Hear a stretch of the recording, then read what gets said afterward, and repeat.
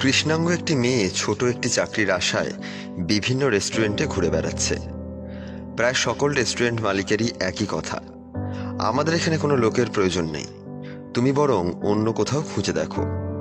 কৃষ্ণাঙ্গ মেয়েটি হতাশ হয়ে অন্য রেস্টুরেন্টে যায়। এভাবে সে একদিন চাকরি পেয়ে গেল একটি রেস্টুরেন্টে। প্রথম দিনই সেই রেস্টুরেন্ট মালিকের কড়া নির্দেশ, কখনো দেরিতে আসা যাবে না, তাহলে চাকরি বাতিল। সবকিছু মাথায় রেখেই মেয়েটি সেই রেস্টুরেন্টে কাজ করে যাচ্ছে, খাবারের অর্ডার নিচ্ছে, তারপর খাবার পৌঁছে দিচ্ছে টেবিলে টেবিলে। খাবার শেষ হওয়ার পর টেবিল পরিষ্কার করছে।